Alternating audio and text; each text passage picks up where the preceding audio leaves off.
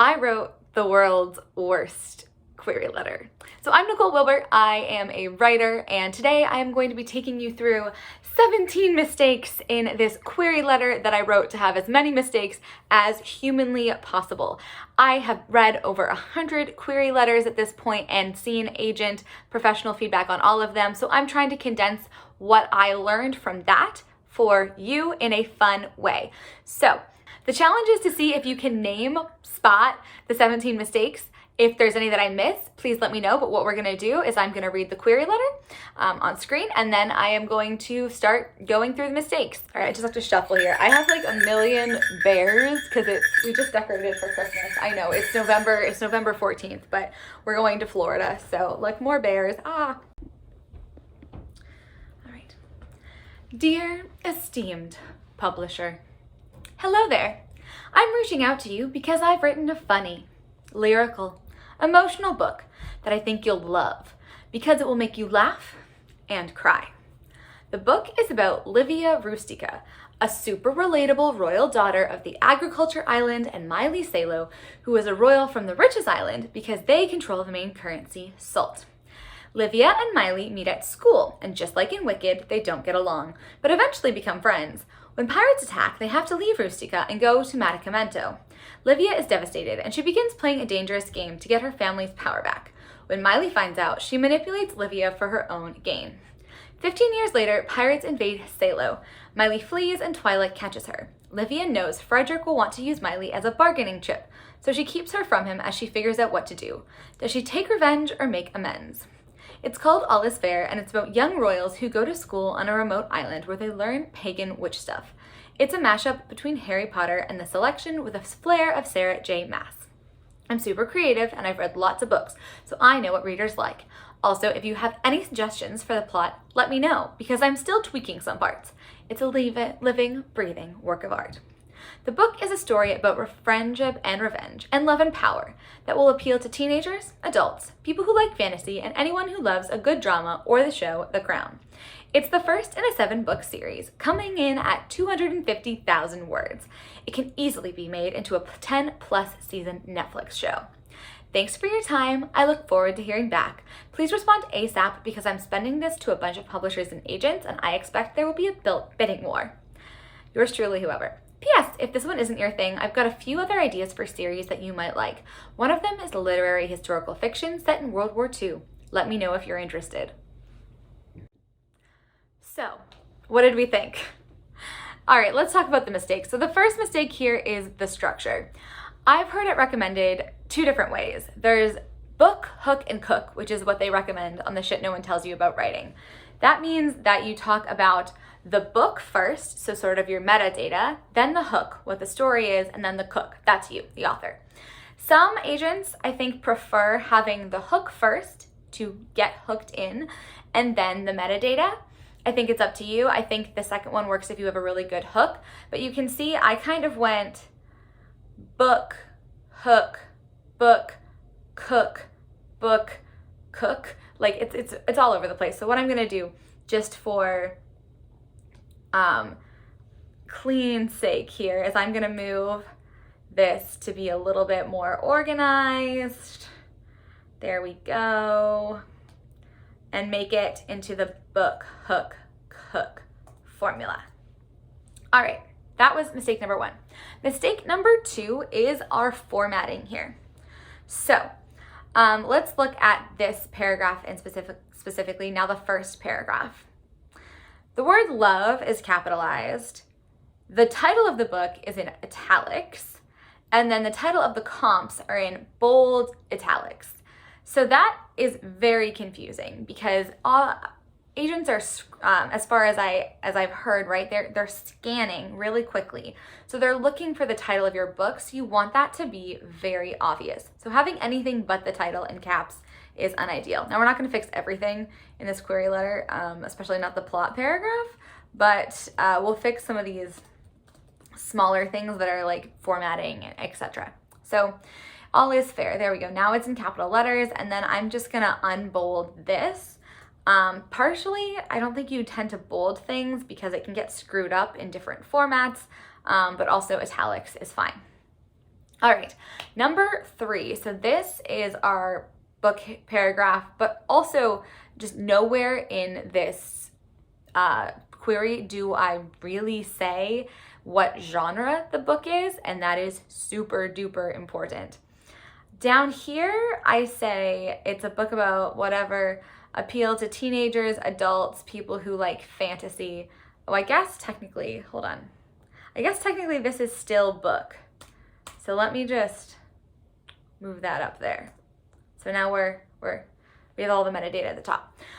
So it's teenagers, adults, people who like fantasy, anyone who likes a good drama or the show The Crown.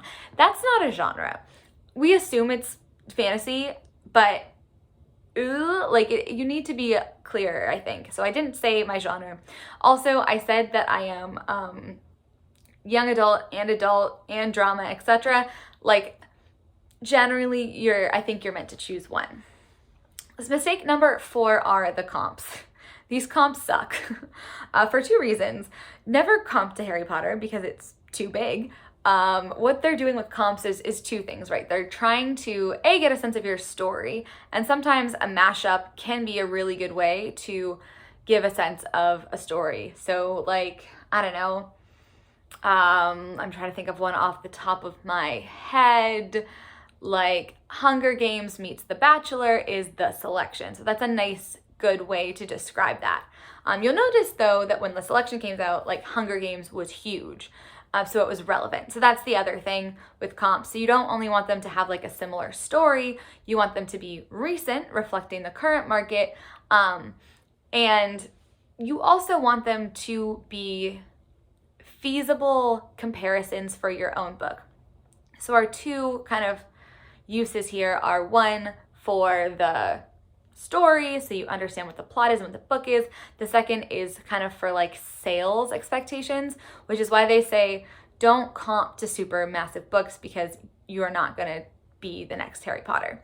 The Selection was also really big, but it was also an extremely long time ago and a flair of Sarah J. Maas. I'm not specific, I just say Sarah J. Maas. I don't say how it comes in. There's actually 2 other comps in here. There's Wicked, which is a very poorly formatted, let me just italicize that one here. And then I mentioned The Crown as well. So like, I have no idea what this book is, right? Because I've mentioned TV shows and media are fine, but I've mentioned like 2 YA, an adult romantasy, a Broadway musical, like maybe I'm talking about the book, I don't know. And then The Crown, which is adults, like I'm very confused. In reality, this book is political fantasy and it's probably, I don't know, it's YA or adult, I don't know, I haven't written it. It's just an idea, it's actually a play I'm writing that I've put into a query letter. Okay, so that was mistake number 4. Mistake number 5, so we're gonna go up a little bit here. I've written a funny, lyrical, emotional book that I think you'll love. These kind of statements I've heard you're not supposed to make. You're kind of qualifying your work, and it comes off as a little braggy. Query letters, like if you want your book to be funny, your job is to kind of show it through the opening pages, through having a voicey query letter. If you say it's funny and then the agent's like, this is not funny, it's just a risky one to say, and it doesn't leave the best impression. Number 6, the one mistake not made here, actually, this is not a mistake, it's just a point, is this query letter is actually a fairly reasonable length. It's maybe a little bit long, so it comes in at 373 words. That's not absurd. I've seen the recommendation to stick as closely to 300, like 250 to 300 range, but I've also heard on the podcast, 300 to 400-ish is acceptable. It kind of depends on the agent, the person you talk to. So the length is okay here. What is not okay is the length of the book, which we'll get to in a second. We're pausing briefly for tea. And while I'm pausing for tea, I'm also going to tell you, and I am pursuing traditional publishing, but I'm also, I want to get a little bit of my work out there. So this November, December, I'm publishing a novella for free on my Substack. My Substack is called To Tell a Story. I do kind of chapter by chapter analyses of different books. I've done Percy Jackson, A Good Girl's Guide to Murder, The Inheritance Games, Bridgerton, and then I have some newsletters and fun things in here. My new thing is called Sing Me Noel, so this is my intergenerational novella in short, which is being published, and I'm very excited about it. I'm very excited to share it with everybody. As I said, it's free for everybody, and it is going to be published on November 18th, this Monday at 9:30 a.m. So keep an eye out for that and subscribe if you want to. Let us get back to our mistakes. So the 7th mistake is the book is 250,000 words. Now, I feel like someone's gonna name an exception, but no debut these days is getting a 250,000 word book published by a traditional publisher, except for the example someone's about to throw at me. A lot of agents will auto-reject longer than 100K or like be very skeptical. Like it's kind of a red flag, yellow flag, even in fantasy. It's partially because book printing is so expensive, right? So a smaller book is actually like cheaper to print. So you can kind of have a better profit margin, I think, on it. Apparently the printing presses of publishing are still in crisis. Printing presses of publishing are still in crisis. So the 8th mistake here is the first in a 7-book series. So again, debuts aren't likely going to get a book deal for 7 books with their first. Basically, if the first book sells, it doesn't sell, you don't get a sequel in general, is what I've heard. I've seen a lot more kind of duos in YA coming out, maybe some debuts with duos, which is cool, but I would still say series potential probably instead of 7-book series. It also means that, like, you say it's a 7-book series, they're like, well, I can't sell it as a standalone at all, because if the story takes 7 books, like, so it's kind of a red flag for the author there, or for the agent there. And then it can easily be made into a 10+ season Netflix show. No, no, it can't. There's no reason to mention that. Just not a selling point, not a selling point. Next mistake. Number 10 is this plot paragraph right here, which is actually 2 paragraphs, is extremely summary, and it is not hooky at all, and it also doesn't make a lot of sense. I loved this. Livia Rustica, a super relatable royal daughter of the agriculture island. There should be a comma somewhere. And Miley Salo, who is a royal from the richest island because they control the main currency, salt. I'm sorry, what? That is a run-on sentence that doesn't make any sense because it's like not parallel structured. And who controls the richest island, or who controls the main currency? Salt is the main currency. Like it's a very confusing thing here.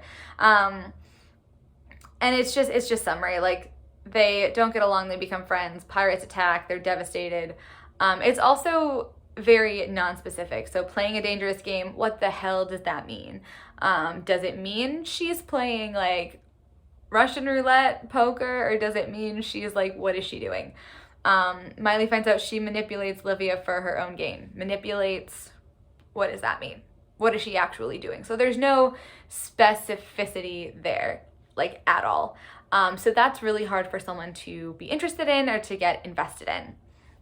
Number 11 is our goal, motivation, conflict is completely missing. I have no idea from reading this what the hell Livia or Miley wants. I think Livia,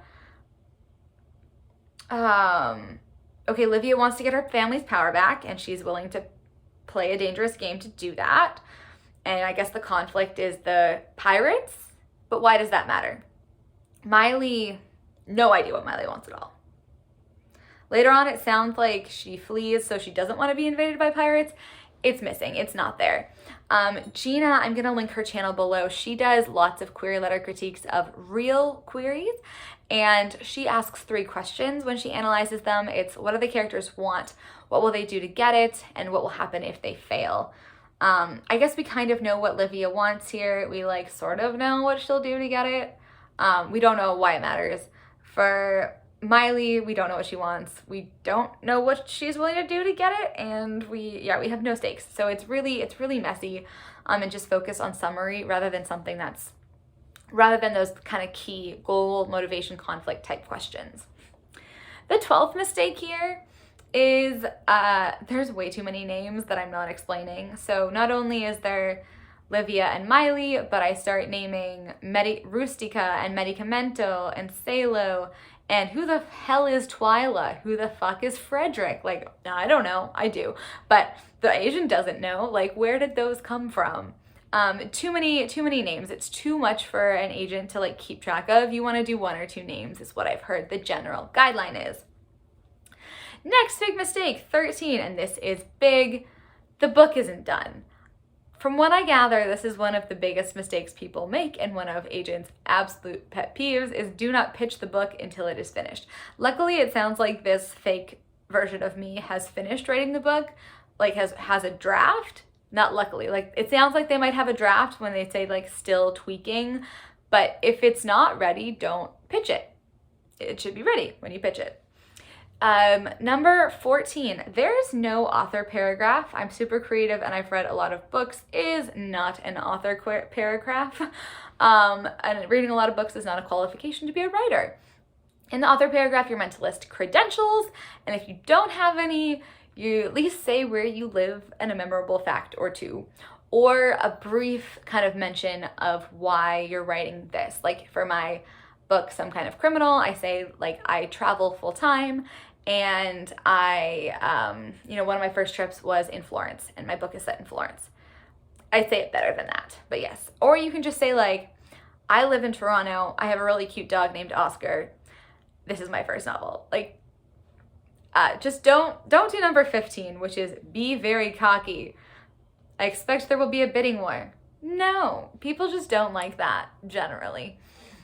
Just generally don't like it when you like brag like that, because it shows that you don't also have good knowledge of kind of how this works. The PS is also a bit of a mistake. You don't pitch ideas like this in queries. It's an idea, so it's obviously not written. I think it should be 1 query per book, or 1 book per query. It could also be a red flag that you're pitching commercial fantasy and literary historical as a new writer, like in the same letter. You mentioned that your commercial fantasy was 7 books, and then you're like, but I'm gonna write this literary historical in World War II, and so you don't seem very committed or like taking it seriously, if that makes sense. And it's also a confusing one for a career. I'm just talking a little bit off of experience because I chatted with an agent, and then I told her about my YA book, Some Kind of Criminal, and then I told her I was writing a rom-com, and she was like, a rom-com? And I was like, oh, a YA rom-com. And she was like, oh, okay. And I was like, all right, yeah, it's not adult, don't worry. And then our 17th mistake here is the greeting. Now this may or may not be a mistake. Esteemed is interesting, like you should personalize that and say the actual name. But generally, of course, while there are publishers that accept unagented and unsolicited submissions, you need to check, you need to use their name, you ideally need to use the name of the editor, and usually you'll be querying an agent, in which case you like really need to use their name. So there we go. 17 mistakes in 1 query letter. Have you made any of these mistakes? I've definitely made some of the ones in the plot paragraph for sure. Were there any mistakes in this letter that I've missed, or mistakes not in this letter, or things that you've heard that you want to share? Please let me know down in the comments. Thank you so much for watching. Me and my tea and my millions of teddy bears are going to enjoy a morning of writing. I hope you do as well. Have a great one. I'm Nicole Wilbur. See you next time.